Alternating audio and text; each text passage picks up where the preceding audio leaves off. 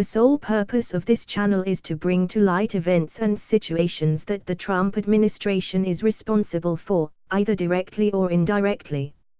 It is our viewpoint that Trump and his cronies have done more damage, either directly or indirectly, to this country than any other president in the history of the United States, and that he must be stopped. To that end, we hope you will support this channel and help us see this tyrant removed from office. USA disgrace. Nonetheless, before the September 1 Warsaw meeting, the Ukrainians had become aware that the security funds had yet to be disbursed.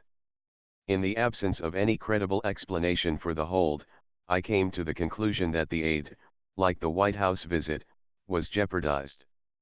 In preparation for the September 1 Warsaw meeting, I asked Secretary Pompeo whether a face-to-face conversation between Trump with Zelensky could help break the logjam.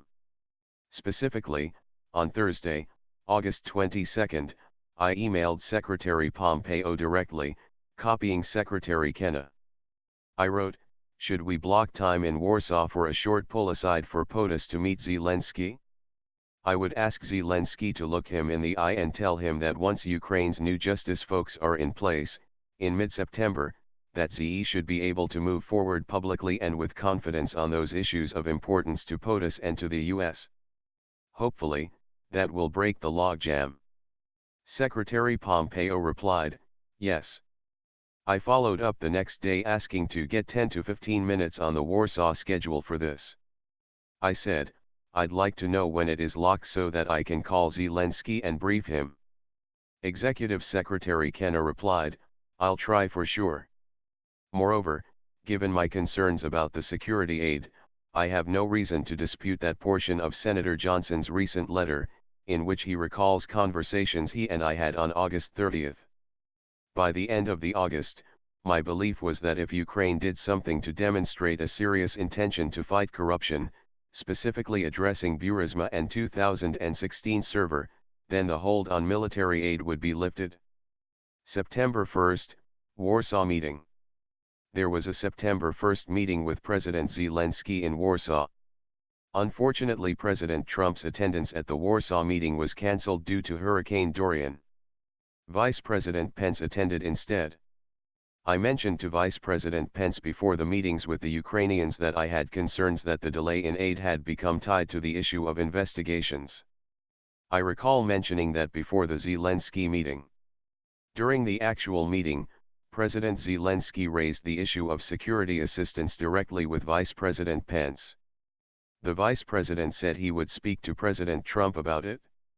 Based on my communications with Secretary Pompeo, I felt comfortable sharing my concerns with Mr. Yermak. In a very brief pull-aside conversation, that happened within a few seconds, I told Mr. Yermak that I believed that the resumption of U.S. aid would likely not occur until Ukraine took some kind of action on the public statement that we had been discussing for many weeks. As my other State Department colleagues have testified, this security aid was critical to Ukraine's defense and should not have been delayed. I expressed this view to many during this period. But my goal, at the time, was to do what was necessary to get the aid released, to break the logjam. I believed that the public statement we had been discussing for weeks was essential to advancing that goal. I really regret that the Ukrainians were placed in that predicament, but I do not regret doing what I could to try to break the logjam and to solve the problem. Leadership support.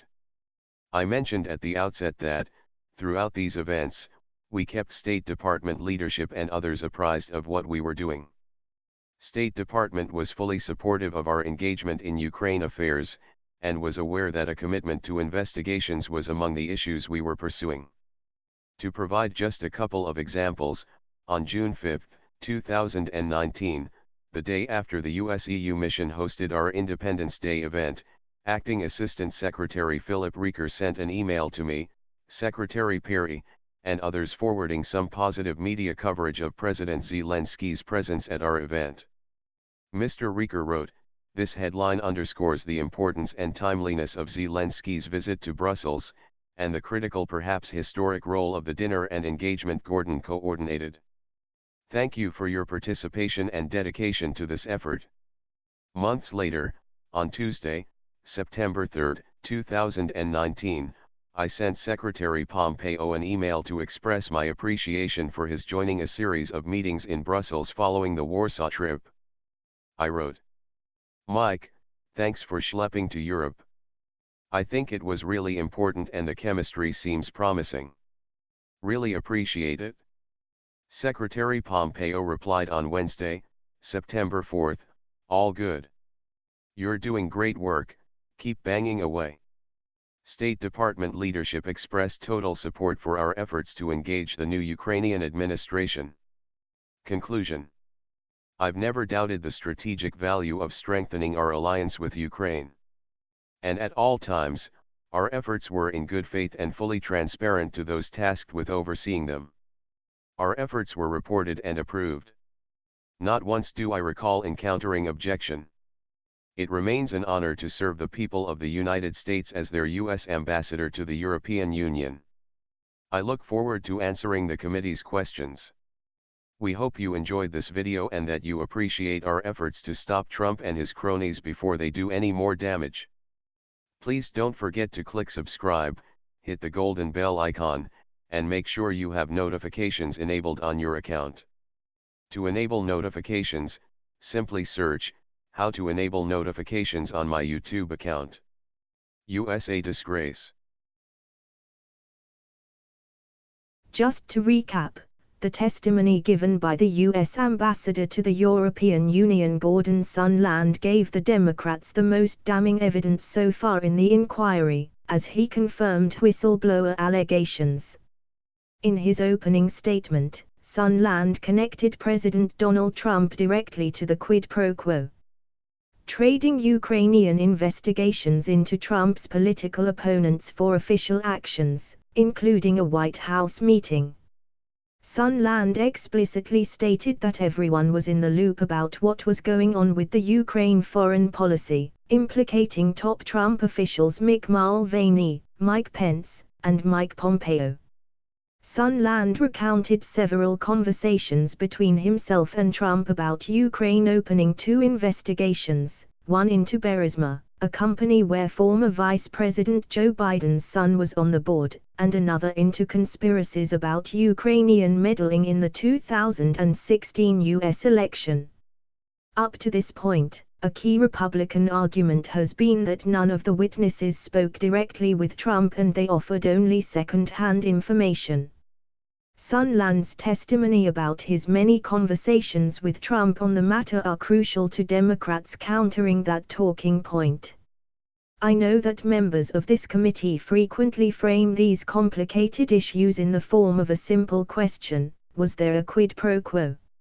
Sondlands said, "As I testified previously, with regard to the requested White House call and the White House meeting, the answer is yes." Sondlands also said, everyone was in the loop. It was no secret. Sondlands' testimony makes clear this was not some kind of rogue operation masterminded by Trump's personal lawyer Rudy Giuliani alone, as the Republicans were suggesting, as they were looking for ways to throw anybody under the bus but Trump. Sondlands also provides extensive documentation, including contemporary emails and text messages, showing that his own personal efforts in service of arranging the quid pro quo were authorized at the highest levels of the administration. These new comments corroborate testimony from other witnesses and contradict Trump, who has said all along, as well as jotted down on a tablet after the fact, that there was no quid pro quo with Ukraine. Legal experts have pointed out that this is a critical distinction, in that most legitimate investigations are done in secret, so as not to tip off the supposed criminals. But the intense focus on Trump wanting to secure a public announcement from Zelensky demonstrates that the scheme was really designed to maximize the political benefit to Trump, instead of a good faith effort to investigate corruption. With Sondlands testifying about Trump's quid pro quo, the cell door was effectively slammed shut on all of the misdeeds of the White House, in regard to this matter. Other witnesses who testified to the fact that military assistance was also part of the quid pro quo was the cell door key being thrown away. You don't have to think about it too long to realize that a person who would strong-arm a country that is on the very brink of being invaded by a far superior power, would stoop to unimaginable lows. There are undoubtedly more crimes and misdeeds that Trump and his cronies are guilty of, just waiting to come to light.